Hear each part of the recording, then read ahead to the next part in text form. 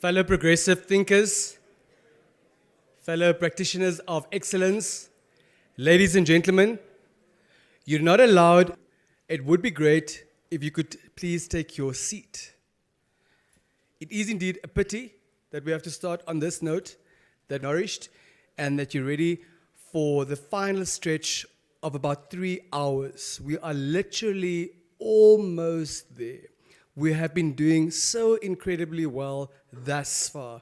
Let's just hold hands, physically or virtually, to see to it that we get there. It is still an important session. The speakers are still important. Some of them are across the globe, and they also deserve the same respect, the same time, and the same due regard. In any event, a critically important component of what we hope will become the green hydrogen hub for the region, the continent, and the globe relates to supply chains, value chains, and how to ultimately optimize and maximize local benefit. In the interest of time and of an international speaker who unfortunately needs to get to a meeting now, we're going to slightly tweak the program, and I hope that's not going to unsettle you way too much. To talk to us about decarbonizing the energy value chains of tomorrow, green hydrogen valleys, and low carbon industrial hubs, we're joined all the way from the Federal Republic of Germany by Professor Dr. Bernhard Lorenz, Managing Partner, Global Leader, Climate Strategy. Dr. Lorenz, danke für Ihren Geduld und danke, dass Sie gewartet haben. Herzlich willkommen. Sind Sie da, Professor Dr. Lorenz? Ja, ich kann Sie gut hören. Thank you very much. Ausgezeichnet. Sie haben in der Gegend von 10 Minuten. Thank you. Much appreciated. Thank you very much. Let's give him a round of applause, please. Thank you, Director of Procedures. It's a pleasure to join this high-ranking conference and also privilege. I'm actually sitting today in a meeting here at the German Federal Ministry for Climate and Economics. And there's a huge interest in the meeting where we're discussing the pathways to decarbonize European steel in what we are seeing here going on in Namibia, particularly with regards to this conference and for how the administration is so progressively and impressively, I have to say, going in this direction. I would like to, first of all, express my gratitude to having the privilege to talk to you and speak with you and discuss with you, and send a big hello to my friend James Newper, with whom I spent a couple of days in a wonderful conference earlier this year in a foundation place that I have the privilege to serve in the board. I also welcome some of my colleagues from Deloitte who do work with you on this subject. Melanie Harrison, I understand, is there, and many others. And, it's hard now to jump in a conference that discussed so many aspects of this green hydrogen agenda. You discussed, I understand from my colleagues already, the upskilling of labor force, global export market, regional development, urban land policy, employment creation, collaborations across the value chain. And I now try to spot some light in only 8 minutes now into the decarbonization of energy value chains, particularly globally. And I think we can start with my first slide, where I just basically say that there's a very, very clear evidence that green hydrogen will become a cornerstone in this huge transformation. I would say in many respects, Europe is ahead of the curve due to many policy regulations. I was involved in my former role in the government in many of those regulations. And then I think the Namibian economy does well to look exactly on how this global new market is developing. I understand that, not knowing a lot about Namibia, but getting a lot of briefing in the last days to do this, and worked on this, of course, earlier this year with James, has experienced low economic growth, and there is, of course, a new country economic diversification strategy that was presented. And I think I understand this conference also as part of an idea to transform into the production of more complex products and services.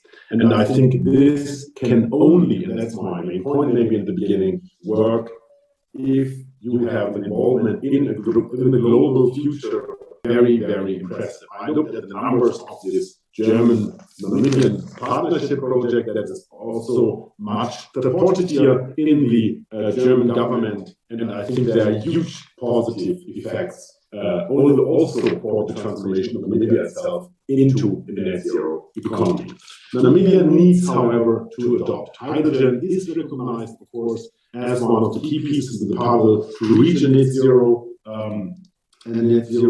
economy, complementing electrification, renewable energy, and efficiency. I think it's started by various national strategies, increasing importance. In Europe, we can see that H2 today is anchored in many 530 million tons of clean hydrogen required globally to reach net zero, and that's an incredible number.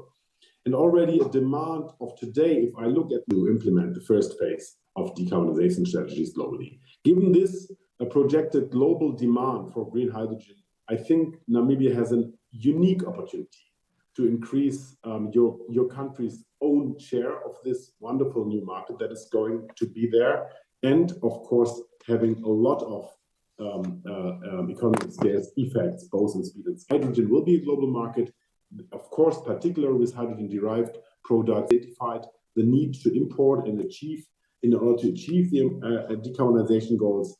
I'm discussing today, as I said, the greening of the steel industry here in Germany, and already in many other regions, like in Australia, Chile, Namibia, of course, in the MENA region, and the developing of hydrogen export strategies. And there will be new partnerships that develop out of this. You know that my vice chancellor here in Germany, Mr. Robert Habeck, has now a special envoy, my dear friend Rainer Barke, who visited Namibia and came back very enthusiastically. We had dinner the other week. An old friend of mine, a company worker, with me on this side, very enthusiastic about the objectives and the perspectives for Namibia in this market, particularly if we look into the derived products of hydrogen and its impact to endowed regions and before. Let's have a look into a possible future, and you can learn a lot, I think, by looking at examples of policy instruments, mechanisms to stimulate supply, demand, and trade in economics, right? There are key factors of just and inclusive net zero carbon economy, scaling up of collaboration, of investment, and finally, innovation, transition. These three factors, collaboration, investment, and innovation, technology playing a major role.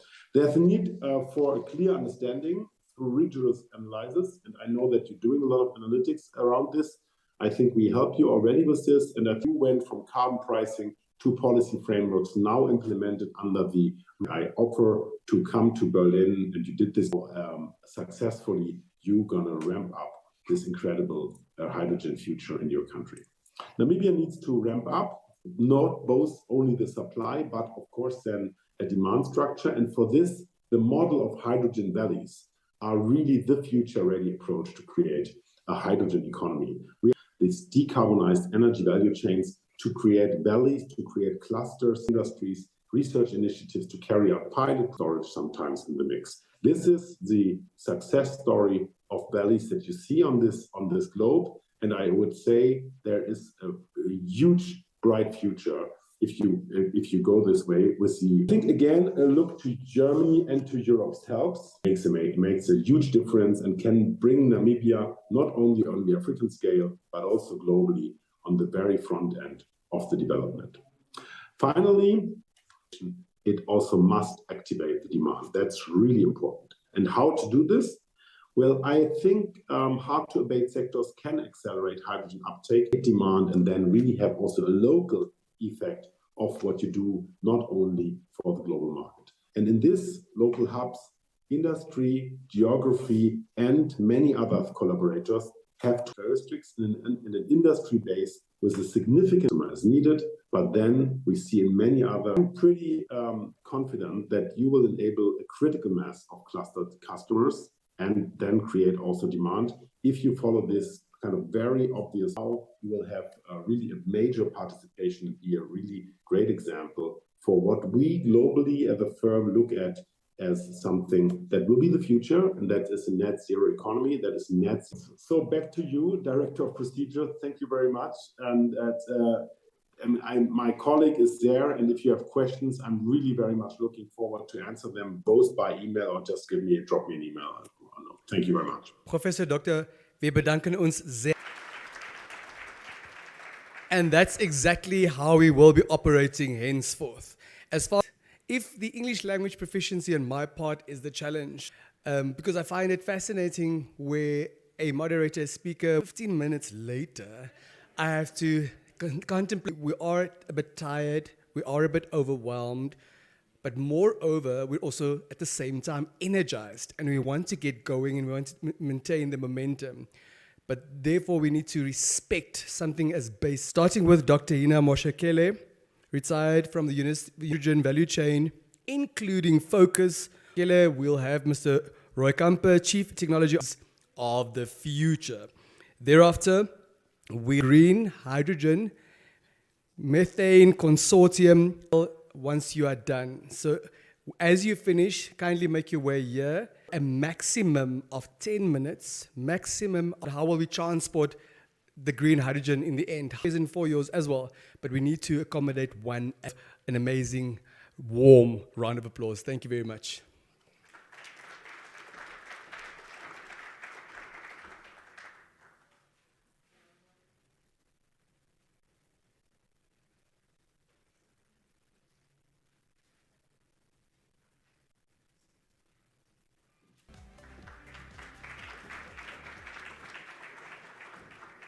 Thank you very much. Let me clap for you. Thank you very much, Denver. Less than 10 minutes. And when there is 2 minutes, then you lift up your hand and you show like this. So that's one lesson. Thank you very much. What can we do with the hydrogen project, an imminent opportunity, hydrogen value chain?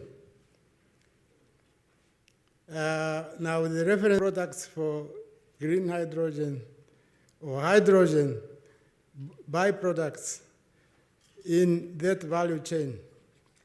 Now, when I am talking about this subject, I'm retired from the University of Namibia about 5 years ago. And since I left, that is now the research institute there where I work. And since my main preoccupation has been to look at appropriate production, engineering production systems and the Namibian engineering solutions. And the same also with we have had mining industries, we have had various industries, agriculture, are actually benefiting effectively, socially, from those opportunities. So now, to look at the opportunities that will capacitate the Namibian people, the majority of us, to be able to effectively as such opportunities. But I know not many of us are participating. You help me out. I'm not a green hydrogen expert, but I have indicated the background where I look at it. I look at it as a disruptive technology which brings new ideas, new products, new processes to find a way where we would be able actively for our people. Now, a disruptive technology is very often overrides and suffocates the existing ones. with horses. That was a disruptive technology. The technology of cell phone came. And now I think have now standing telephone, these opportunities that comes our way within the hydrogen possibilities. The disruptive technology, the green hydrogen technology is such a disruptive technology. Maybe for some other countries, maybe you still have a green hydrogen, not a green, but a blue hydrogen, red hydrogen, yellow hydrogen, and therefore it is like the opportunities for that bird to fly away is endless. And that is how I look at this issue. Now, what are the green hydrogen byproducts? The byproducts of green hydrogen, at least are byproducts that contain a hydrogen atom. And as you can see, I think for many of you who are chemists, I'm not a chemist, know that I wouldn't go really into the issue of hydrogen to any product that will give you the opportunity for a product that you want to use. What specific? The start depends on what basic operations are identified. In other words, I feel those byproducts in our domestic or export market, it is better to focus specifically on the specific and the given activity. Has been talking of establishing, there has been opportunities for, and there has been opportunities identified for fuel, methanol, and so on. All those activities that would form the value chain of hydrogen activity projects that are in Namibia, and therefore maybe the important is that are already listed as preferred bidders and who have already identified specific projects elsewhere. And then the Namibian people, we as professionals, we as a government, we as institutions, we maybe as individual experts in the projects that are already executed. Now, I think I go to my slide number, the second last. National organizations and institutional representatives should engage those current appropriate bidders with a view to identify specific projects where, without really knowing so much how. Slide. What should we do at this stage? One, a Namibia National Green Hydrogen Program document based on the current Hydrogen Valley timelines. Now, the HR requires according to the timelines of those activities. The last one. All relevant Namibian training institutions accredited to NQA to develop and HR requirements. Training programs should include reskilling. In other words, we have so many SMEs that can therefore be reskilled for a shorter period.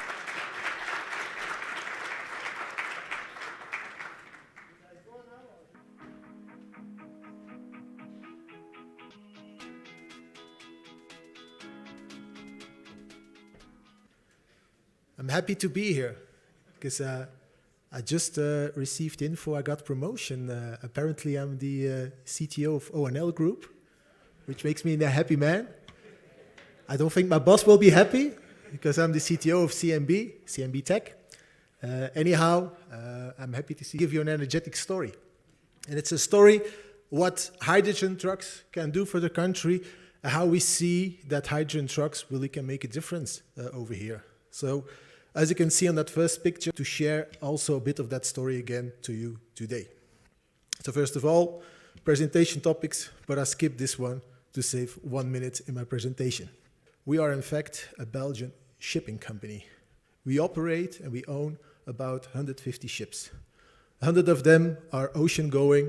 As you can see on the picture, these are ships which are carrying, it's about, if you look towards a diesel consumption, it's more than, and also we believe that if you look towards our fleet, we have container ships, dry bulk carriers, chemical tankers. But all in all, as you can see, there's a picture with people. We are a family-owned company. We're 120 years old, investing into hydrogen technology. So on the two pictures, you see it's powered by more than 2,000 horsepower. I'll see that investing into the youth, investing into people is an important aspect. And for that, we need very good, smart. They are cheaper, they build them cheaper, operate them cheaper, but we think we should build them smarter, more efficient. That's where our competition can be left aside. And then we noticed, therefore we have a strong belief in ports, and also on the picture of that you have to think about how do you produce the fuels, how do you get them. So we are running a project over here on hydrogen, and in 2012 our first dual fuel, because we can. Why Namibia? Let's say sun image on the flag of Namibia. They said, we have to be in this over here. How we have been welcomed, how we have come to meet with the ONL group, and yesterday we were very, let's say, a first green hydrogen production plant we are working on for about 3 years for now. So this is one of the pictures. I believe it was shown yesterday, but in fact it's a solar park directly connected to refuelers to bring it to end customers, but we can also bring it to consumers. Let's say locomotives, genset trucks, have a lot of fuel. These are the best ones to let them run on hydrogen. Since all these applications, they are built around a combustion engine, typically a diesel combustion engine. And that's why we have had some focus on. Hotspot where everything comes together. For your first project, these 2,000 trucks are driving around at the Dune 7 highway, but also locomotives who are passing by. I think looking at what the potential is of that project, hubs in the world where, for example, a ship can be powered by hydrogen, and we can learn the people, and we can be fully. We can also look in the neighboring countries to bring on a very low by avoiding the expensive import of diesel fuel. This is already an upscaling, and we can even upscale this by 6 times without doing, let's say, very big new investments on the installation. Hydrogen trucks to use batteries. But as soon as the cargo or the power increases, you see that you make a certain shift from battery powered to fuel cell powered to combustion powered. And I can tell you every truck, dual fuel combustion engine that we are working on over the next years. But I believe that it has to start somewhere. And the difficulty with and I use the picture of our prime minister, because he did without training, he was able, the only thing he asked, what's your PIN code to pay at the terminal? So I think it's a good point that we can scale up, which are now easily are on the drive belt of your engine, which the people here also, how will they operate at high altitude, these heavy loads involved with that. So therefore we believe into a dual fuel technology. What is that? It's just, but this has the advantage if you don't have diesel, if you don't have hydrogen, the engine can still running on diesel. And we believe that is the right thing to do if you are solving the chicken and egg story. Going forward, this is we are importing as well for our demonstration hub. This is how it looks. We can still drive another 2,500 kilometers towards, let's say, the higher savings percentage. And if hydrogen is available everywhere, we can go to how to do the maintenance. Because the maintenance on a hydrogen tank, that's not that difficult. That's where we see the main role. But of course, there are, but again, mining trucks. These are also part of the, next to the mining site, you can create your own solar plant, you can produce your fuel, and you can, with that mobile refueler, you can refuel them into the field. to the berthing place, and even that tugboat can be run on hydrogen. But it's the same for the port equipment handling, the straddle carrier. And I'm going towards the last slide, some takeaways. Relevant for Namibia, I believe the dual fuel approach is the right one. I think every month about 50 million liters imported. And a 1 gigawatt electrolyzer, we can already produce this. So that's $320 million NAM that can play a key role in making the logistics cleaner and cheaper capacity of the country. So this leaves, you appreciate the extra time that I received, and thank you all for your attention so far, and I look forward to the panel discussion afterwards. Thank you.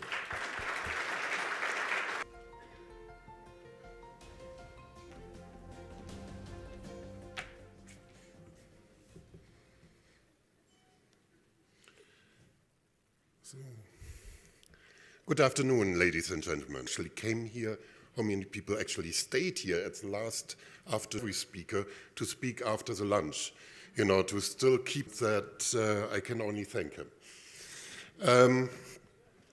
DGNI is part of an initiative which is called DSE from Europe, who started about 2 years ago to, as you all know, and as the CEO of Test Point, where do we actually get these massive equipment, this amount? About 3 years ago already, to think about how can we build up capacity in order to fulfill, you know, the developments here in the region and to make green hydrogen actually happen. You know, where do you want to get the equipment? First, today, you know, we can the projects which we presented this morning globally. So that was the key initiative and the key question when we started 3 years ago. First of all, how we can build these new from our customers to produce hydrogen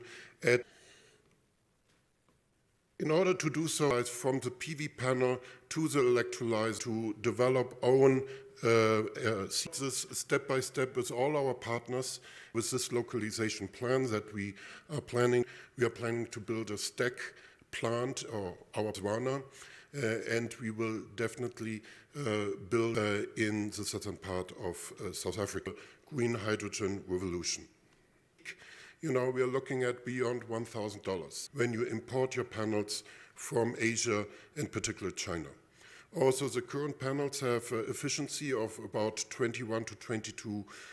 Continent. On the entire African continent, there's no localized plant on the African continent. It will be here in Namibia, and our goal is to localize 100%. That means not only that we are building the modules, but we will go through the entire process, meaning that we will start with the mining. We will build, just for your understanding, this polysilicon plant we are planning to build here will be the 6th largest in the world. And the 5 other plants are all in China. China has at the moment almost a 90% compared to imported polysilica from $39.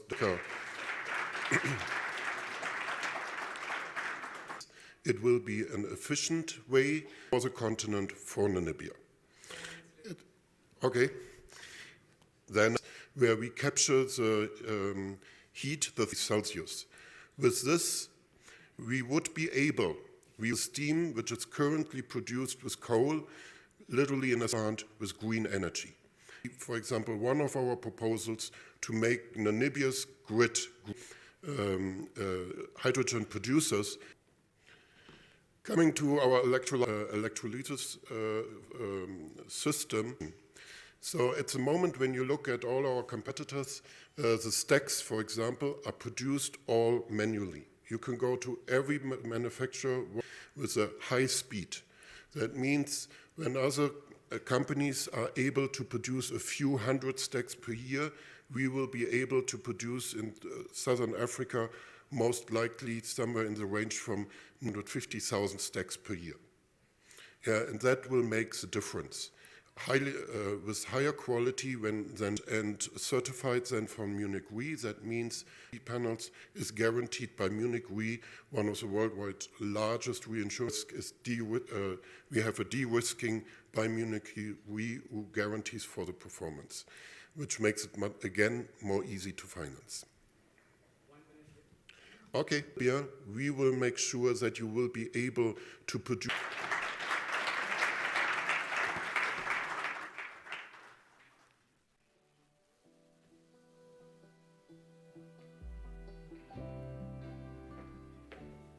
All this. My sincere apologies. But these gentlemen, these experts, deserve an enormous round of applause. Let me tell you this. I don't know what green hydrogen smells like, but I can smell it in the air. I know for a fact that the networking is definitely working. I've heard over lunch, and that's why I allowed us to have lunch slightly longer. I've heard stories of partnerships, Minangula, already happening, of linkages born in this room over the past 2 days already happening. It's big, it's real, and the potential remains immense. So let's be available but let me not get carried away. It could be the green hydrogen that I'm smelling in the air. Who knows what impact it has. Very well, let me see how much time I have liberated from the next session. 2022 conference. We will be joined by a very able moderator, was already a speaker yesterday. Madam Margaret Muchler, experienced project head with a demonstrated history of working in the utilities industry. Skilled in negotiation, budgeting, business planning, analytical skills, and power plants. Strong operations professional to be a mum focused in mum engineering, I love it, caregiving, love from motherhood. Madam Muchler, I'd like to 4 o'clock. So that's the grand total of a generous 20 minutes. I trust that you will hold yourself and your panel accountable. Let's give her a round of applause, please. Thank you very much. Thank you very much. And I'd like to invite Peter Amadila as the other panelist that we have. Peter is the Vice President of Namibia Local Business Association. Peter, please take a chair. He was one of my students a long time ago. Okay, I was just setting the scene so thank you very much to the organizers, Mem Nangula, for giving me this opportunity to moderate this session, because this is my passion. It's about value chains and how can we realize it in Namibia and Africa. And I'm an Africa and Murgenbeen, as we would say in Afrikaans. So I upcycled a slide presentation I did for Capricorn Group recently, and I can actually go through this myself.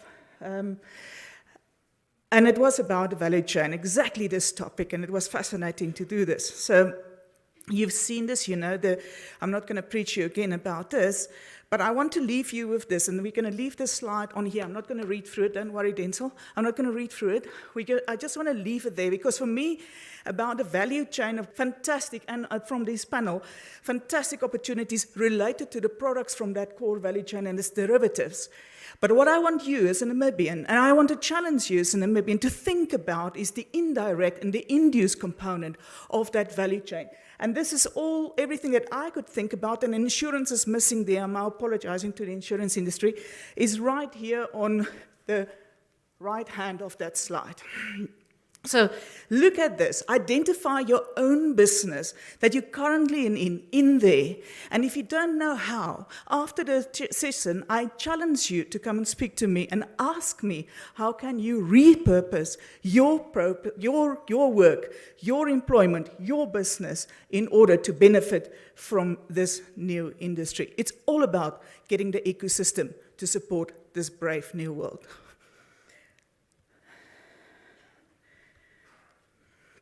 Having said this, I'm going to ask questions from my panelists, and thank you very much. And I'm going to start with Peter. Peter is the Vice President of the Namibia Local Business Association. So Peter, I want to know from you, and as we have, 40 minutes? You have 2 minutes. How does the Namibia, the Naloba, it's a nice Naloba, it looks like Labola, the other way around. Yeah? Good. How does the Namibia local businesses, or the Local Business Association sees its role in enabling and readying Namibia local businesses to meaningfully participate in the value chain opportunities offered by this brave new world of green hydrogen in Namibia? Thank you very much, Mrs. Mushla. Before I answer your question, to the MC, to all government dignitaries present here, to all potential investors present in this precious hall today, to the NIPDP, on behalf of Namibia Local Business Association, the association that is here to represent all Namibian native local businessmen and women in the whole country, we are very, very much delighted to be here this yesterday and today in a conference packed of a lot of expertise, technocrats, especially on the green hydrogen. We are here to give support to this project, to endorse it. We know it has been already endorsed. We are here to celebrate with fellow Namibians that are here the success, the hope that this project is envisaged to give, to have, and the impact that is expected from all the Namibians. Poverty will be a thing of the past in Namibia. By the look and by the smell, they say it doesn't smell, but by the way things are smelling, I think in few years we will say goodbye to poverty. But in this case, we can only do that, we can only achieve that through holding hands with the skills, the money, we reach success. We want to see native businessmen and women do take part to create local beneficiations. We want to see maximum benefit drawn out of it, and all the specialists that are involved to make sure that they speed up the legal framework and the strategies that are being crafted. It's a two-way street.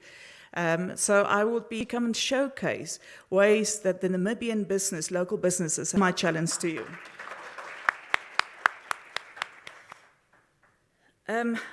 I'm going to skip you for now, Mr. Wu, because in next year. So he has been sitting quite a while, very ensure that their green hydrogen aspirations between governments and the government and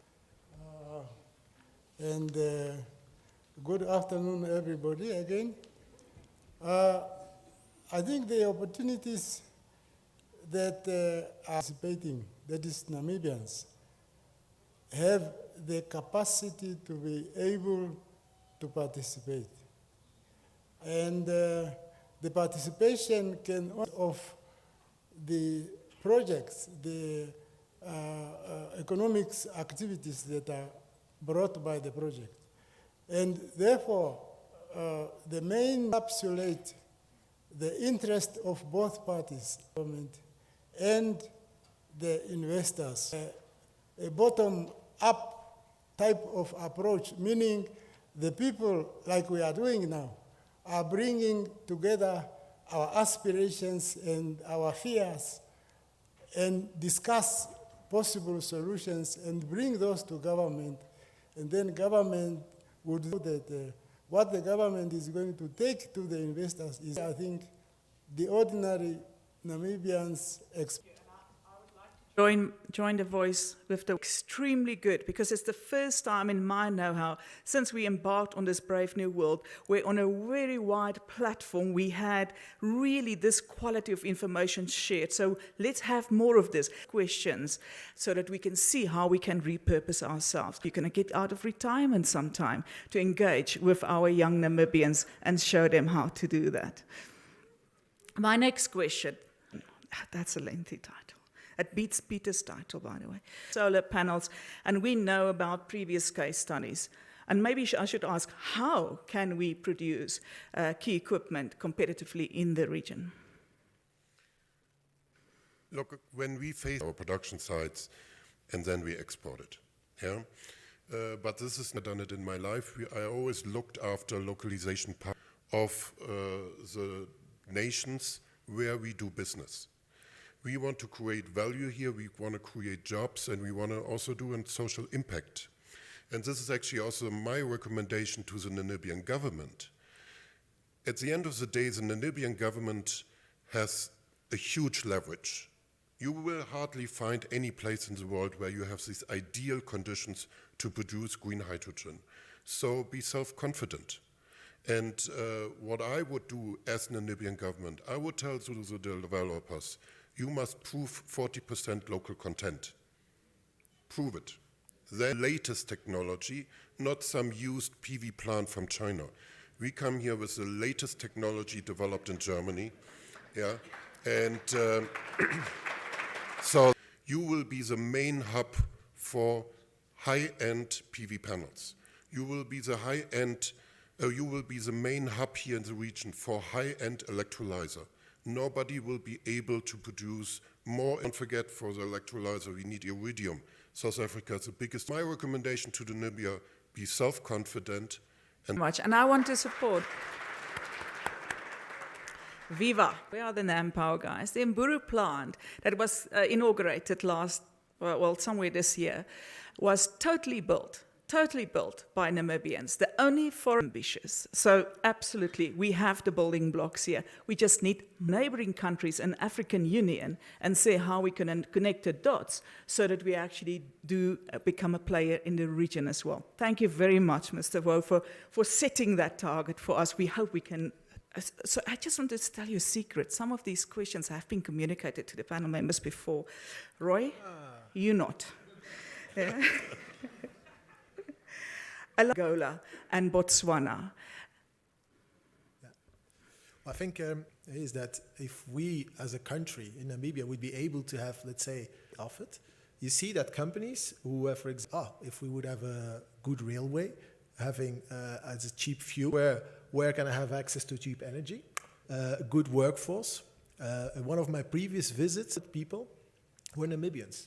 I was really amazed by Namibians that even the, let's say, the software of controlling the gensets, on how to combine it with the battery systems, that was written. I think we should question a lot of projects.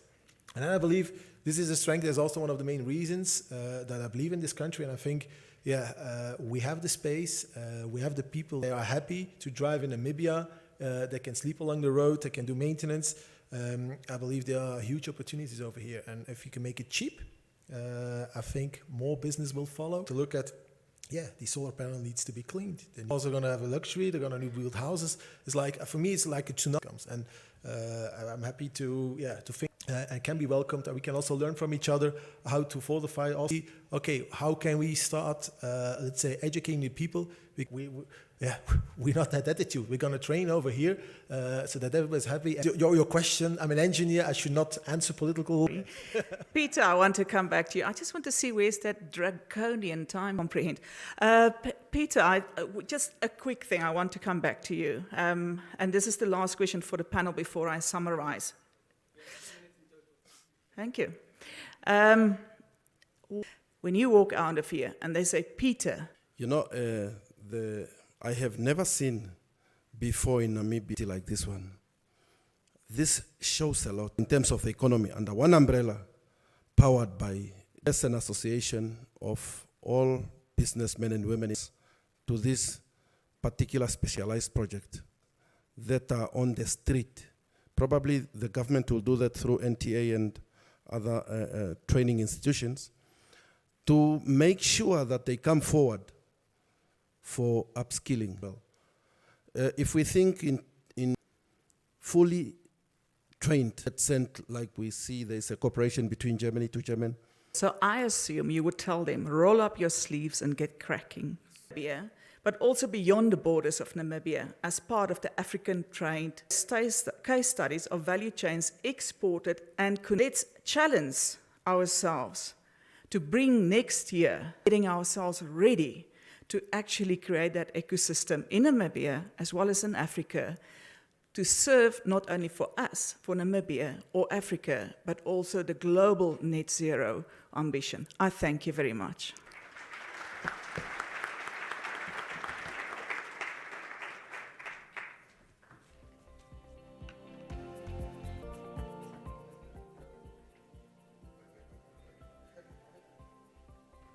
I think they deserve a huge round of applause. Timekeeper before. This draconian timekeeper. I think it's important to, at this juncture, acknowledge that all of this was the culmination of a lot of the Economic Association of Namibia, in collaboration with the Namibia Investment Promotion and Development Board, and of course, the Hans Zeidel Foundation. I think they all deserve a huge round of applause. We are almost there. You've got to listen very attentively now. As far as the next coffee, tea, water, health break is concerned, some human beings have already taken that break.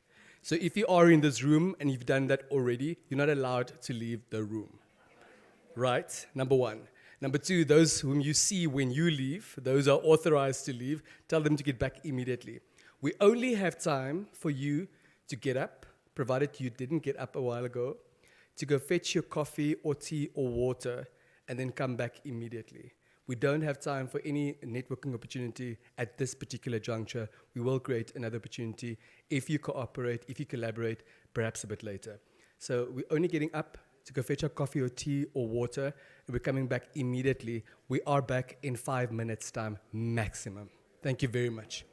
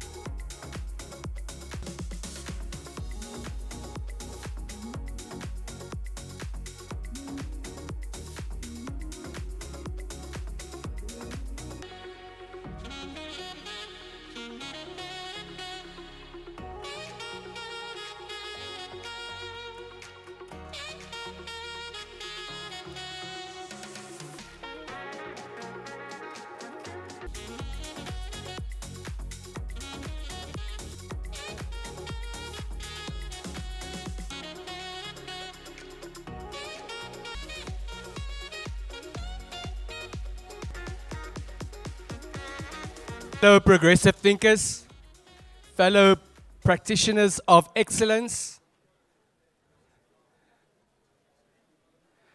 the time is now.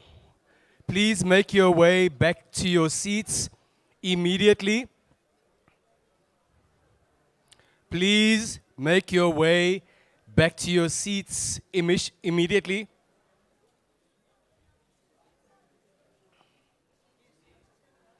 Is about to start.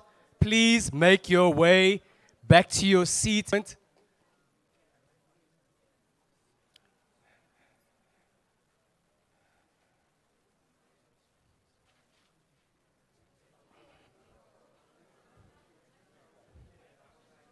To your seats immediately. Please make your way to your... Thank you.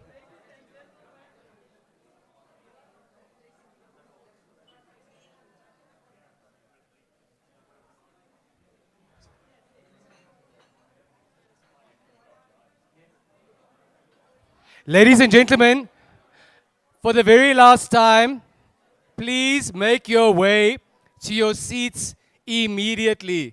Thank you very much.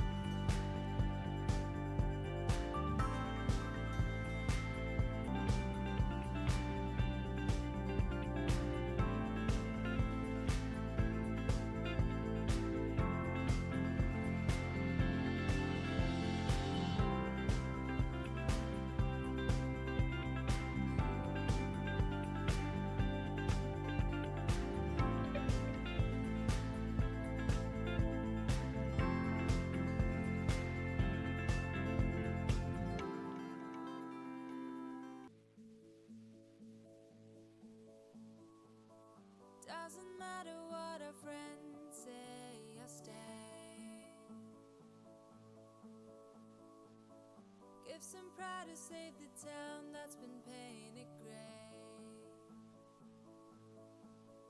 I love who I love, and I love who I'm meant to be. I'll take little wrath on my way, pour it down on me. And I love to go somewhere they don't know what labels are.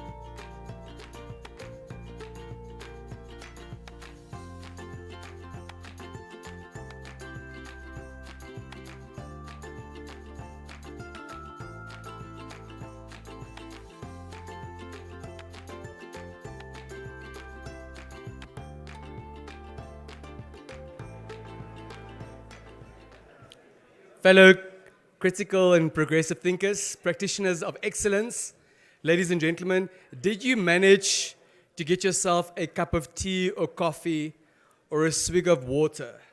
By a show of hands. His mandate, his hands are full. Is there a crisis? Well, I have a number of crises, but green hydrogen isn't one of them.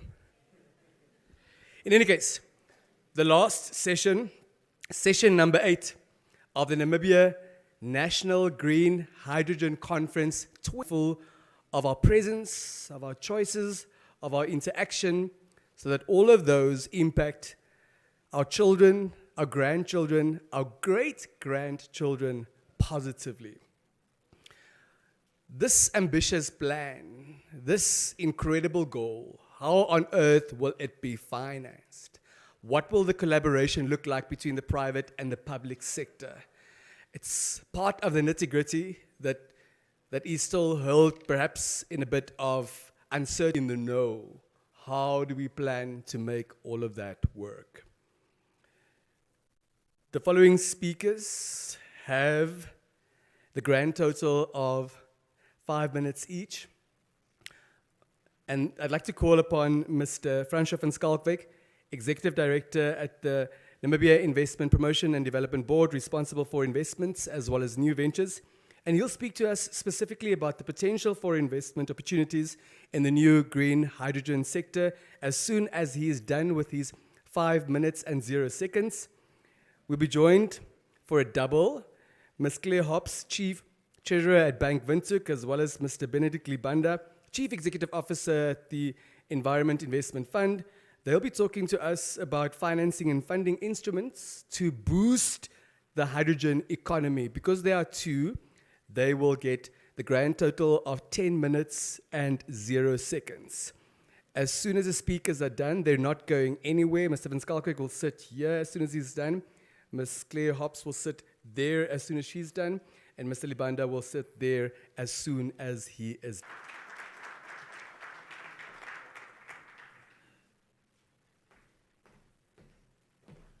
That applause certainly wasn't powered by green hydrogen. Prompt management. I think even the previous panel really in a very succinct way summarized not only the opportunities, but clearly also to our investors in the room. So like we know, to develop the supporting industries as well.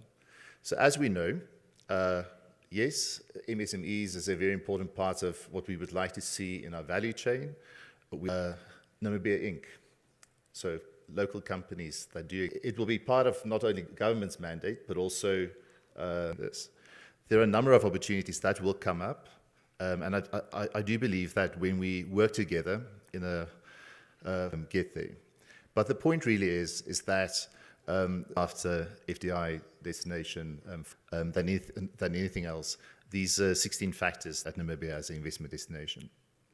I think in particular is, of course, one of our main selling points of law, to name one or two in particular. And of course, our industry. So the industry effectively being, yes, the large-scale SCDI sized operations that Hyphen is developing. And of course, there is a supply chain that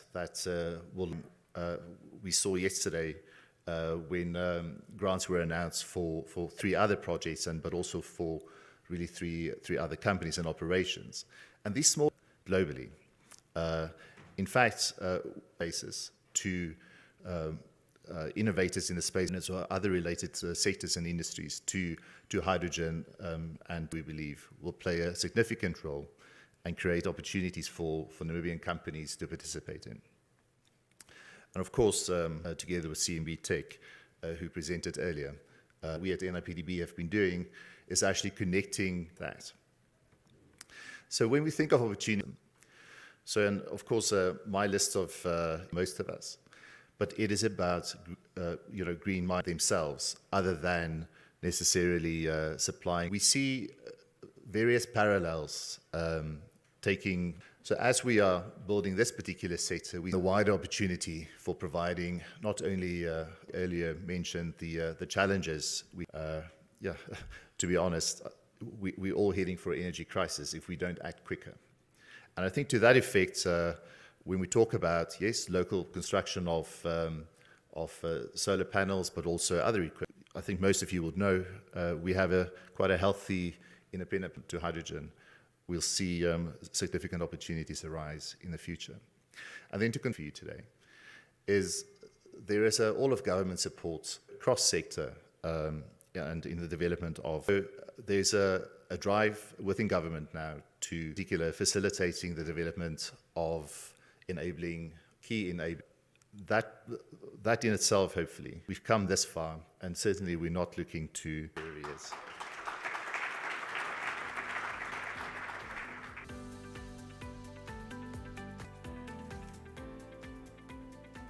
To our timekeeper, I think also he probably has some issues. Welcoming Claire Hobbs, the Chief Treasurer. We have spent 2 very eventful, fact-ful days of the energy of the future. The key themes of the conference, economy and create jobs for the benefit of all Namibians. We should all be working towards gross domestic happiness. Cases are immense, and given the already high debt to GDP ratio of our government, external debt and equity investment are pivotal to the success across the value chain. This grant will surely be the catalyst to move us forward with a green hydrogen inequality and growth through infrastructure development. Cost of capital is in determining the success of green hydrogen projects. We also heard from Mr. Sherborne the need to understand the risks around the projects before a bank or investor can't take on the risks if it's merely about a well-regulated banking and financial sector. No one bank or asset manager is required. We all can, however, work together, which will de-risk and reduce the cost of capital and funding sector of our country, and remains committed to working with and disbursement of investments, loans, and other funding received towards this for our Namibian clients, so they can. Bank Windhoek is a regular issue. Windhoek issued and listed on the Namibian Stock Exchange the first green bond by a commercial bank in the Southern African region. This won us the Green Bond Pioneer Award for installing renewable energy sources or grey water systems. First National Bank and Standard Bank Namibia have also this year issued and listed green bonds in our market. A sustainability bond, on the other hand, has been towards societal projects such as schools, hospitals, and addressing gender equilibrium. In 2021, we followed on the success of our green bond by issuing and listing on the Namibian Stock Exchange a sustainability bond, another first for the sector and the region. and thereby clearly indicating we stand by our group's purpose to be connectors of positive change. Sustainability bond provided the opportunity for Bank Windhoek to become a member of the Nasdaq Sustainable Bond Network, and not only put Bank Windhoek and Capricorn on the global map, but also enhanced our country's visibility. In addition, this provided the opportunity to showcase our country's capabilities.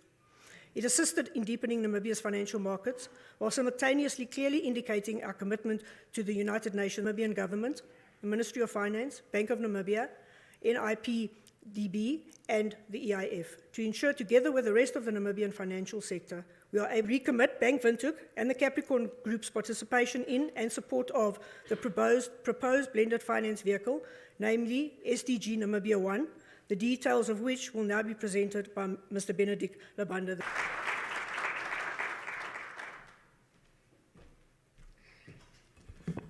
Good afternoon, ladies and gentlemen. I initially told Claire that I don't have a PowerPoint presentation, but one of my team members thought I'll miss a point and insisted that I do a presentation. So I didn't deceive you, Claire. Thank you very much for the opportunity provided to talk more about the SDG Namibia 1. I think to understand where this concept emanates from, I'll just try to give a context before I go through the presentation. As you all know, Namibia, like most developing countries, needs fiscal space so this calls for innovative approaches on how to identify financial models that are inclusive, financial models that don't place burden on the physicals. So we've identified a blended financing approach as one of the tools that can release facility is an investment platform that crowd in different players such as philanthropic capital, development donor capital, private sector capital, FDI capital, and grant capital, just in short. And we use that to leverage operational financing.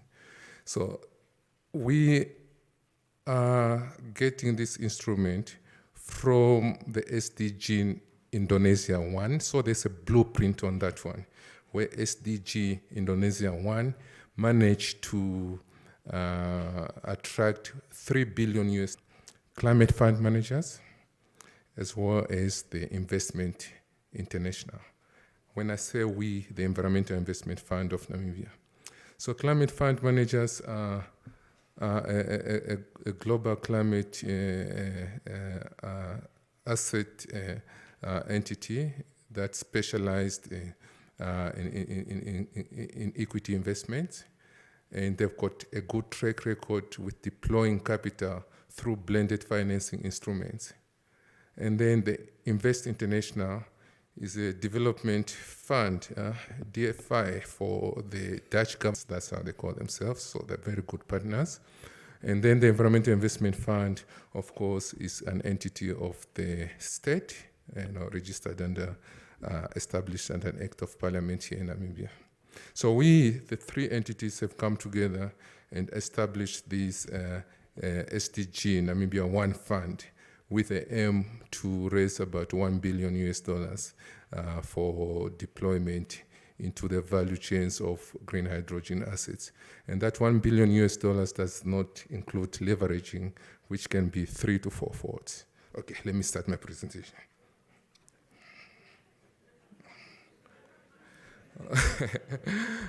So where do we get our mandates to come up with such structure? We are given these mandates by the Namibian people, and these mandates are allocatively. We are investing in infrastructure that are critical to our development.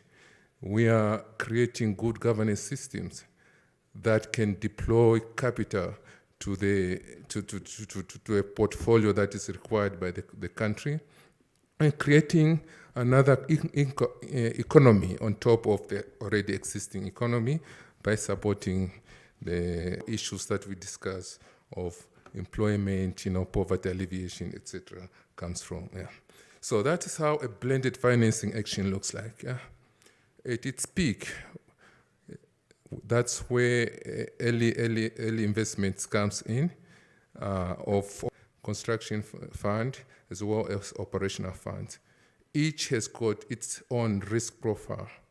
So at development, at the development stage, there's high risk capital required for that, and it's more concessional financing, that is grants as well as low risk financing structures.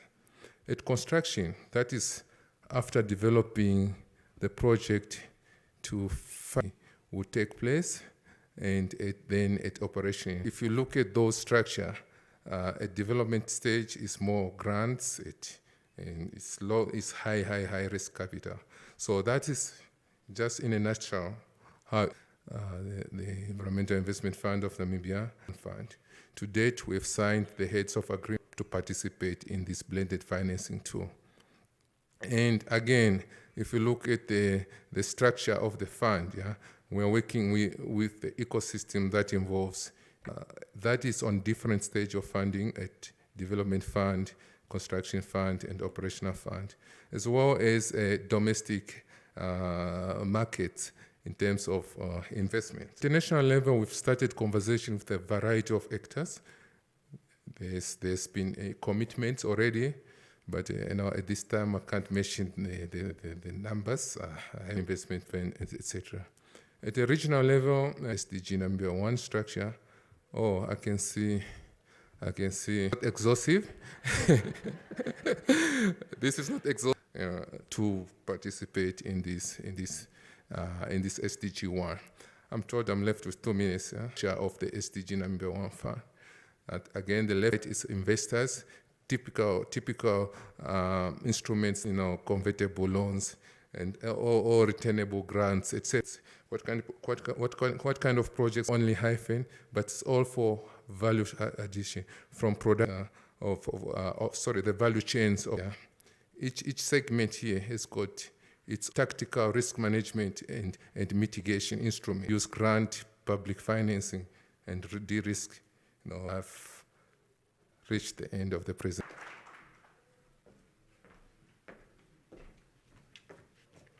They did very well. Bigger round of applause, please.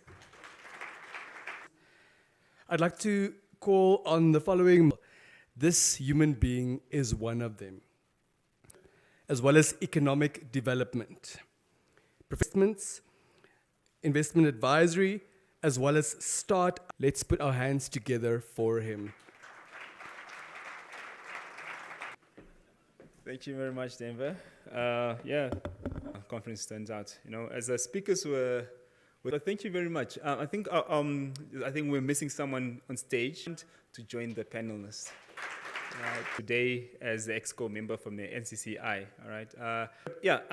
I'll start my questions with the gentleman who's here representing the NCCI, and obviously this green hydrogen industry that we finance that, right? The businesses need financing for that. So I just want to ask Dr. Liakiangala if he believes that the Namibian capital markets are ready to support Namibian businesses who want to take advantage of this emerging green hydrogen industry. On behalf of NCCI, particularly, that NCCI is a partner of the government of the Republic of Namibia, a long-time partner. We have been teaming up together to make Namibia, invite them to be members of NCCI. I will start with Hythe card after this conference. Speakers have indicated that Namibia is viable, their returns are good. But today, and I think I'll direct this question, but it seemed to me as if they still consider, from a banker's perspective, do you believe that Namibia... I think it's not so much like the hyphen size type of projects that we have appetite for. Putting money into this. Are you just coming to us and asking for 500 deliverables? So, whatever it is you're delivering, do you have an off-taker? Any loan that is brought to the bank? I was quite pleasantly surprised I started believing, Namibian business will probably be able to participate in this industry, because that's something at times I was worried about. Yes, we have, I think foreign investors could come in, but this blended capital to be in the market, right? But then I guess the question to you is then, when would we expect that this blended capital will be made available to Namibian entrepreneurs, and in what structure? I know you mentioned a few of them, but practically, how will this money actually be deployed on the ground? No, thank you for that question. I think the starting point will be that we'll have an investors conference to 13. We aim to complete interesting stakeholders in terms of capitalizing. We've started already, especially at early for preparation. We are into so the cost that we are taking at preparation stage is construction stage, and operational, that will be taken by Hyphen, that will inform the feasibility and viability of these green hydrogen assets, and the instrument that will be used, capital markets and players, and then cleared for actual investments. Okay, thank you very much for that. FDI of around $6 billion USD. That's about 100 billion Namibian. My head is, and I think maybe Benedict Financiers identified, by NIPDB that can come to Namibia to really help build out this industry. Thank you, Josiah. I think that's the most obvious example for us to use. But when you look at Hyphen's plans itself, it's probably unlikely for them to receive it from one source. So there'll be some extent as well, but it will be as institutional investors, definitely investors in domestic asset management than the international market. So, but DeFi funding, and I don't want to decidedly, we're hoping that the domestic market would invest on this project. Developers themselves, of course, project. So I think part of that $6 billion, aside from it's potentially more, would come from a range of or a wide church of investors to put. Okay, thanks. So let me go back to, I guess, a Namibian business actually. I think we are ready, and we up the green hydrogen issues, and it was done very fast. But life is a balanced economy. It's part of the project. I think if we do what we have done to green hydrogen, so it will be very important for us. And therefore, as Namibia economy, including green hydrogen, we Namibians need skills, we need capital, that as a small country, we know the domestic market is not big, but we must also, the Namibian men and women must participate not only as managers, as employees, but also as owners. I think to be very inclusive, and I think some gentlemen said that before on the stage. We want to be inclusive in industry, and to be inclusive, we also need to include larger entities need financing, and requirement like collateral to help them get into industries like green hydrogen. What is Bank Windhoek doing to address that issue of access to finance for smaller entities? I don't think it's Bank of Namibia put out a COVID relief offer facilities and assist of the people who are coming to us with these. Now a full business unit with somebody specific managing that portfolio. Have contact centers and people who they can branch and hoping somebody there will assist you. I think that is up to scratch that we help you get to the point where it is that we can and are able to lend to you. Okay, thanks. And then maybe I could just carry that question forward again, push into this industry. And you mentioned obviously with blended finance, that's very, very important before you start, wanting to, for instance. Grant financing is mainly linked to the preparation stage, subject to bankabilities. So it's extremely important that the equity levels start at preparation stage. But again, domestic capital that we could unlock about the restrictions, etc. But from that kind of financing structure, that's why we see other entities, financial intermediary entities could be looked at. We've also looking at green bonds, learning from Bank Windhoek as well as Standard Bank. We've also seen the Spain Bank will inherit the green bond. So those are different instruments that we can still add on to that 1 billion. Thank you very much. Yeah. And I'll direct it to Francois, right? So be involved in the green hydrogen, especially the big plants they need to build out ready, all right? And between government and the private sector to date in this space. Why do I get the difficult form of a commercial arrangement? And there is the high cost of developing that particular mechanism. Of course, as a platform that was promulgated a few years ago, we haven't actually around, as I said, the complexity, but also the cost relating to the Port of Walvis Bay, etc., to support that financial decision, both for the thing. So when we look at what we've done in this particular instance, contract with a private investor so that it is profitable for both parties. But also at the same time, yes, we've also entered into successful joint ventures in the past. So it's a platform to consider. But the cost and actually the time of deployment is, I think, at this stage quite constricting. But the NIPDB is working with the PPP unit and the deployment time. I think in terms of the requirements abide by those, I suppose, in the meantime. But I think the point of the conversation really at this stage. Okay, thank you very much. Round of applause.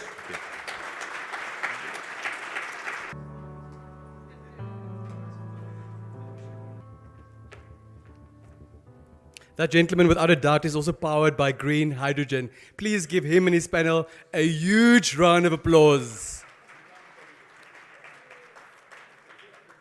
Are we able to get up for half a second? I'll give you a countdown in 3, 2, 1. Just a half a second. You may want. The secret is up, back, and down. Up, back, and down. One last time. Up.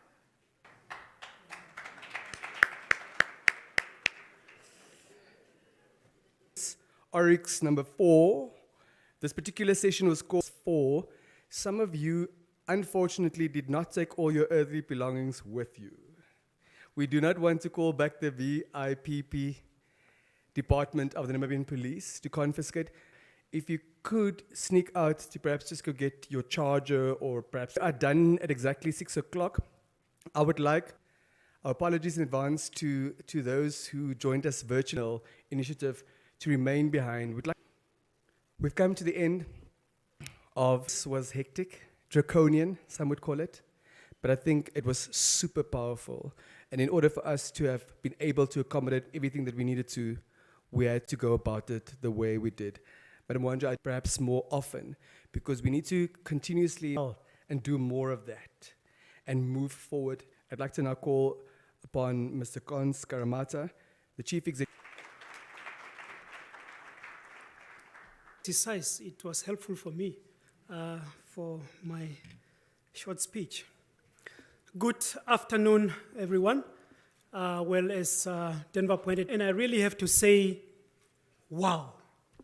Really stimulating interventions from all the speakers, all now well informed to be dangerous in the area of green hydrogen. Please allow me, ladies and gentlemen, to acknowledge the presence of our during the day. Now, in terms of the wrap-up for the day, I agree was the keynote. Again showed the level of commitment that the Namibian government has to this industry and to the national conversation that is taking place. She clearly indicated that the conversation we are having here is not happening in a vacuum. It is a conversation that is rooted in the country's national development plans. She indicated that the Harare Prosperity Plan number 2 provides for the production of green hydrogen as a core pillar of our development achievements that underpin all these events that are now being rolled out. The Prime Minister reiterated the fact that Namibia has taken the first steps already to become a player in the world markets of green hydrogen. She appointed being rolled out. These are indications that Namibia will soon and very soon become Namibians to get involved and to take advantage of the opportunities arising from the investments in green hydrogen. Ladies and gentlemen, the second part of the day then really focused on the more practical issues around green hydrogen, around what is it that is needed for us to turn this dream, to turn this great idea into reality, what is needed on the ground, and what are the opportunities for the private sector and for Namibians at large to get involved and again turn this investment. The first session there was then on human resources. I think that is the beginning. Without human resources, without the right skills, we can keep on dreaming. Nothing will happen, and Namibians will not be able to be involved in this thing. And so we have heard from our academic institutions, we have heard about the great work that they are working on. One, to identify the skills gap that are in Namibia. Two, how to fill those gaps. So we have heard about the Namibia Green Hydrogen Research Institute, the work that is done there to capacitate Namibians. We have also heard about the Namibia Training Authority, the work that is then done also at vocational training. All those levels, there is a need to get ready. We also heard about the fact that this work in terms of capacitating Namibians is not happening only at the academic institutions, it is happening in collaboration with the private sector, and we have heard that that is a key segment of the private sector. You will not be able to build that capacity. And one thing that they pointed out there is that in the area of vocational training, you need a trainer at the vocational center, but you also need a trainer in the industry. And that is how you will be able to form someone that can be capacitated. I think that is referred to as, or that someone indicated that is the German model, also besser geht es nicht. Yeah. All right, then we moved on to the very important infrastructure session. We have really had a great session there with great deliberations. We have heard that apart from the core production infrastructure that is needed, you need a whole ecosystem around the production of green hydrogen, and for transportation of ammonia.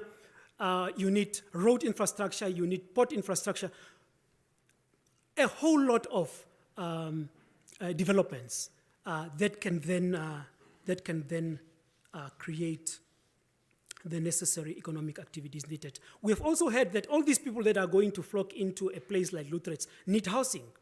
And we had really, really thorough input on the need of serviced land. That's what Mr. Neshila pointed out. That is key.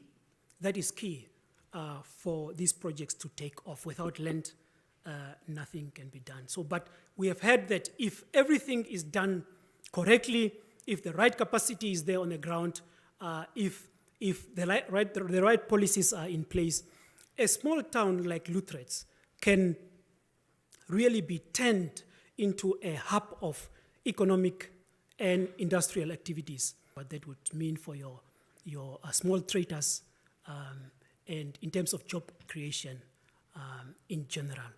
That is really then getting to what we spoke about, the social pollutions of poverty and inequality, how we can start to tackle those with those large infrastructure developments. Ladies and gentlemen, we then moved to the next session on value chains, that we just had now. And here again, we have heard that it is actually possible in a few years' time for Namibia to produce solar panels locally. I mean, to me, that was as an economist, that is like, this is what I've been dreaming of. If that is possible, if there could be that collaboration with German technology for Namibians to actually produce solar panels. But we heard that it is not only about the actual production, there are value chains around. This can lead to the creation of new industries. Nitrogen, we have heard about fertilizer production, ammonia, methanol, fuel jet, detergents. I mean, you can create a whole chemical industry around, and I know that it can take place, and Namibia can then develop new industries. There was a whole long list there of related opportunities that I don't need to go into. I think that, and as they have been motivated already, they are going to take up these opportunities and start to build those linkages to prepare for that. Financing was the last one. We can plan, we can plot. Without financing, we can't. That NIBDB has done in attracting foreign sector is not sitting idle. They have moved. I'm also told that other banks are preparing similar bonds. Those are the type of innovative financial products that are needed to fund the activities around green hydrogen. Ladies and gentlemen, let me really stop there and just say that and Hansel Foundation approached the NIBDB to have this conference. I personally was convinced that this thing can happen. But after these 2 days, I have no doubt that green hydrogen will happen in Namibia.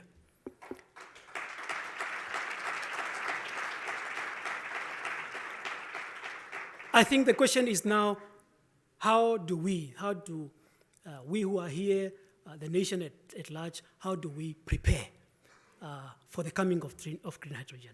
What can we start doing already? What can businesses start already? What type of partnerships can be formed?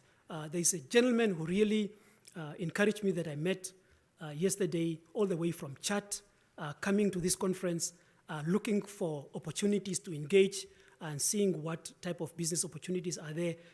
And there are others who are here who say, no, I'm not a business person, but maybe you are the employee of the future in this industry. I met a lady yesterday again who is where the young people of Namibia then should be aiming at. Capacitate yourself, get ready, and let's make sure that we turn this dream into reality and that we turn Namibia into a green hydrogen champion. Thank you.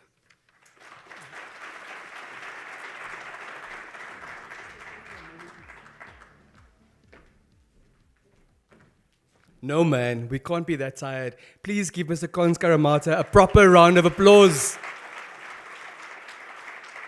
One powered by green hydrogen. What does that one sound like?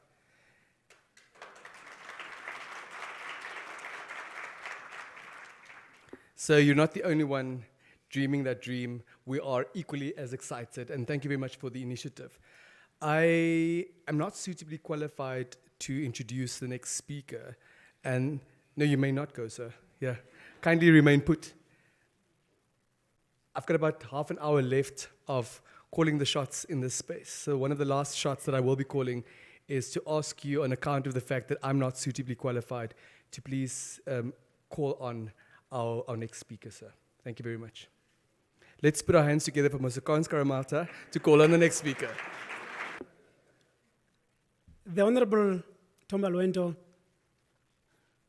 I'm right? The author, Honorable Tom Alwento,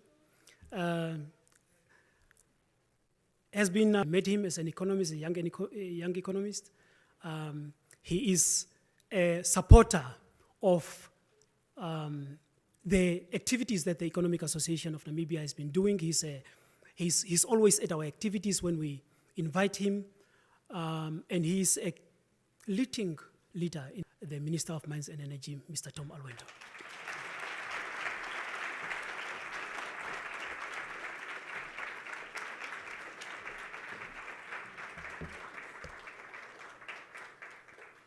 Thank you very much, and you remain standing. No, but you may sit down. Thank you very much, Cons, for that introduction. If you did that to mean that I'm the most important speaker, I don't know how does that happen, that you are asked to speak after you have closed the session, basically. You summarize for everybody, and everybody actually kind of close off. They don't want to listen to more speeches. But in any case, I'm quite happy to hear what I was asked to do is to really to close the conference. But before I close the conference, I really just would like to thank the conveners of this great platform. That is the Economic Association of Namibia, NIPTB, the Hans Sevel Foundation, and even more important when you have got the audience from all various backgrounds. At times when you have a discussion like this, it's either just your government people or you got the private sector people, and therefore you actually have people who think alike, and therefore we all agree. So it was great to actually have people from different backgrounds who can also be critical about what it is we're talking about. So that is very, very important. I want to commend you as the convener of this. Namibia 17 months ago, what green hydrogen is all about. Chances are that most of us never had heard about green hydrogen. Let's fast forward 17 months later. If you ask most Namibians, they will actually tell you what it is and what it can be used for.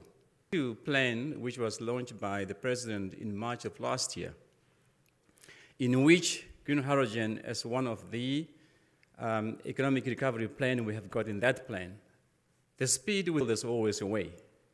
And I think we have proven that, yes, it can be done. Some of the things that we all think is impossible, it can be made possible, I think, with the right thing. We can actually do that. Now, as it was alluded to, I think, by both the Prime Minister this morning and the Deputy Minister of Mountain Energy, our ambition really is Namibia, continental hub for green hydrogen. And that was made possible simply because, as it was said again, of the ingredients that we have got, either in terms of the wind, in terms of the solar, in terms of the vast land that we have got where you can build these huge assets. So that while we have all these ingredients, which you really, really need to have, you cannot really way to put these assets. But while we have this risk for us actually to achieve this goal, this our ambition of becoming a global hub for green hydrogen, we need to bring on the table collaboration, global collaboration. Without that collaboration, it's going to be impossible for us actually to achieve this goal. Think about it globally. Now, if you have got a product that you might as well start off having it.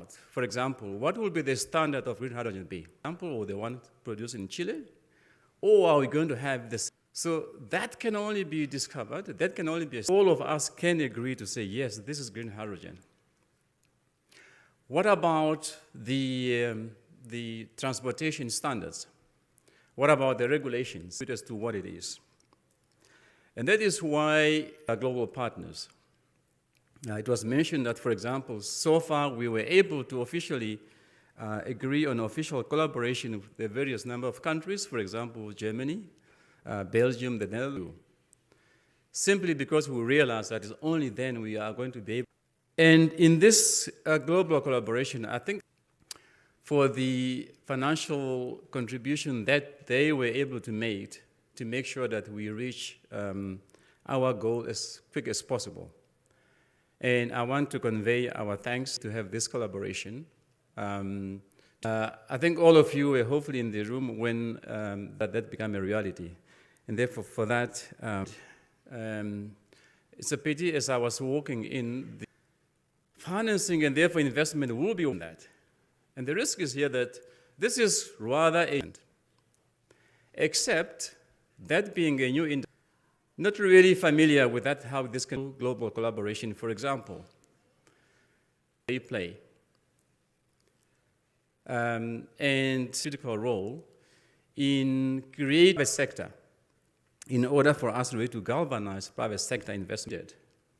And as you might have that again, you need to have global collaboration. A mention of the demand, do we have sufficient demand? And when that question was asked of the Deputy Minister, she simply says, now we're going to force people to make sure that they use green hydrogen. But you can't literally force people. The demand certainly is going to be there, but how fast are we going to be able to meet that demand? Collaboration, collaboration, collaborations. It's not only Namibia that is going to be producing green hydrogen. It does not mean we are the only one. What you probably really need to have again is collaborations, up to a point where, and therefore, we again just going to make sure that at least less collaboration that can be sustainable globally. So good. We are on the way. We will be assisting the world to this. I'm thinking there might be an elephant in the room here, and probably a very big elephant in the room. And that big elephant in the room goes like this. It's both fossil fuel and renewable energy. Guys are also doing fossil fuel, renewable energy. Now, that climate change is for real. It's not something, and climate change has to accept that there's an energy transition where fossil, but we are also saying transition such that then those countries that might actually assist those economies to be in a better position to deal with the energy as other countries that might already have been having such bad as energy poverty. We don't have energy. In order for us to provide it, we might have to have a different. I thought I just wanted to say that because you may say, they didn't have room, and I know we do have it, investors. In us, you have. Do we commit to work with you to make sure that your thing from you? And that one thing that we are going to demand from you, to you as an investor, and to say that your content, that we are going to have a dynamic investment is going to be more profitable than when it's through local content, the people are participant, as I've seen we get out of this. And local, and just to know that, as I say, we are a serious partner, and we in such a way that it can retain the design. I want to thank all of you, all the participants, especially your contribution, your input has given us further insights as a dream of becoming a green hydrogen hub. Only asking questions, but this time, when you come back, you also bring the money that is needed with you so that you can start making the investment. So with that, I would then officially want to declare and to look for an investor who is sitting in this room today in a couple of years to come. So thank you very much for coming.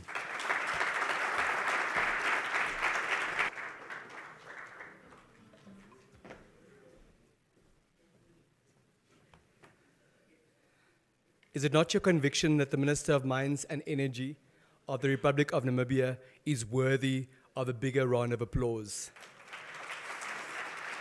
In awe how the Minister of Mines and Energy of the Republic of Namibia, matter-of-factly, with his characteristic calm demeanor, states, we are going to have green hydrogen. We will be the applause for Honorable Tom Alvendo.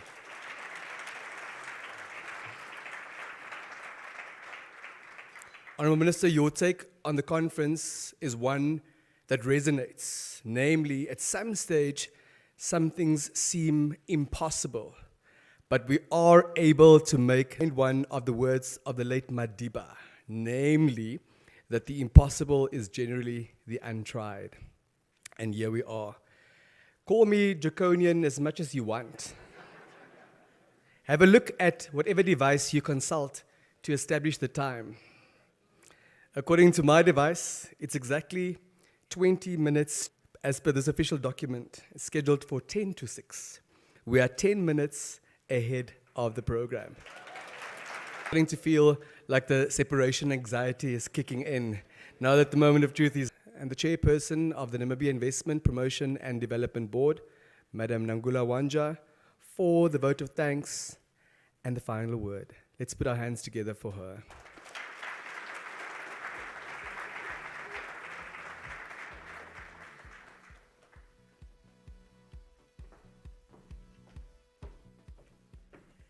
Thank you very much, Denver. I will not take the whole hour that you have given me.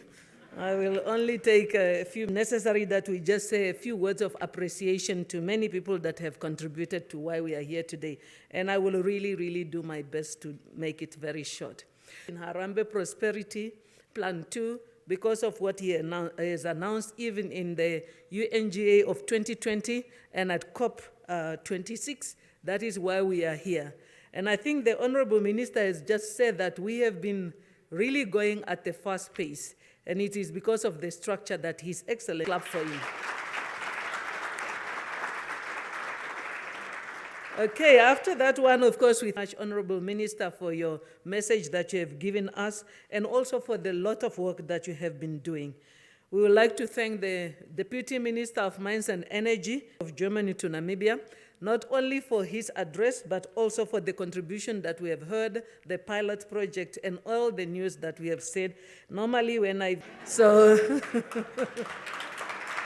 normally that is what I told them. I told them that every German speaking is my cousin. The one says, Nangula, it's okay, it's cousins, but now I'd like to be your brother. I really need a citizenship in Namibia. So yes, and then of course the Green Hydrogen Council, it has been right at work. That meets every other Wednesday. The Green Hydrogen Council meets to really deliberate on how do we make sure that we fast track the pace of the development of green hydrogen. So all the members of Green Hydrogen Council, some of them have been in this conference, others have not been. We'd like to thank them, as well as the commissioner and the technical experts that have been working with the Green Hydrogen Commissioner who spoke to us at the beginning of yesterday's conference.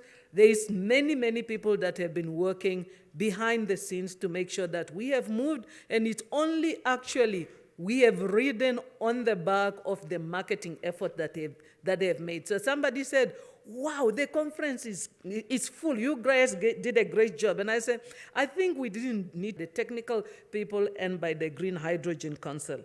So thank you very much for all the work. The sponsors, I think they have been read. Thank you very much for the sponsors that have contributed. The speakers, the moderators, the attendants, participants, you have been great. Clap for yourself. So I was saying, by the time we leave here, our hands would have been fully exercised by Denver. So I hope I did not add a lot to that exercise. And then, of course, my fellow organizers, yes, my partners in crime, Clemens, Cons, Jason, I don't know where you are, but you guys have been. Okay, he has disappeared. I am so sure he's busy fixing something.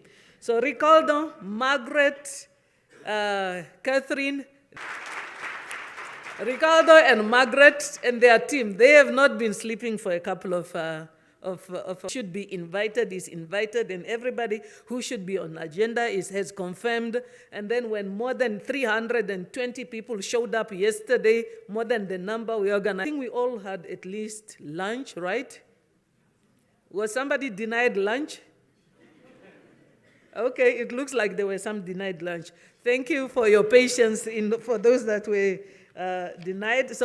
Or are we even more dangerous? Thank you, somebody, for everything that you have done. And really, I don't want to keep you longer. It has been a great with all the participants. And then, of course, we will industry a bit more time before we hold the next one there. Look at that green hydrogen that is starting to be. Director of ceremony wants trouble. I have thanked everybody else. I almost took you for granted, but now I've got at least a whole 12 minutes just to thank you, because we are supposed to leave here at 6, right? So I can dedicate a whole that you had an emergency in the family, but you have been general, draconian or not, you have done a brilliant job, and we appreciate you and everything that you have done. Thank you.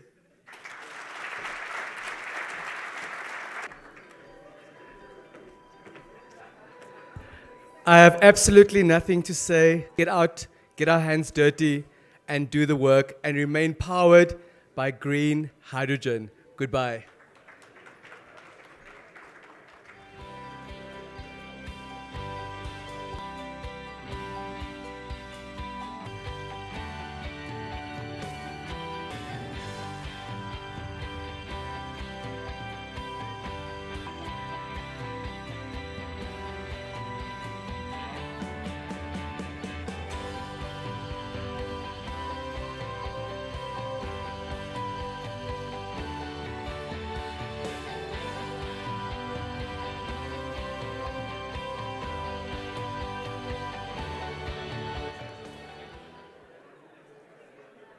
Speakers, all the moderators, all the panelists, all the organizers. Didn't happen, remember that. Just quickly join us on stage.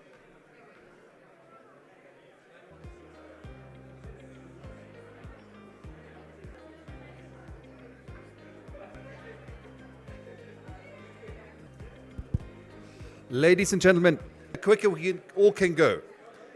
Please, all the speakers, a quick photo, and we all can go then home. Thank you.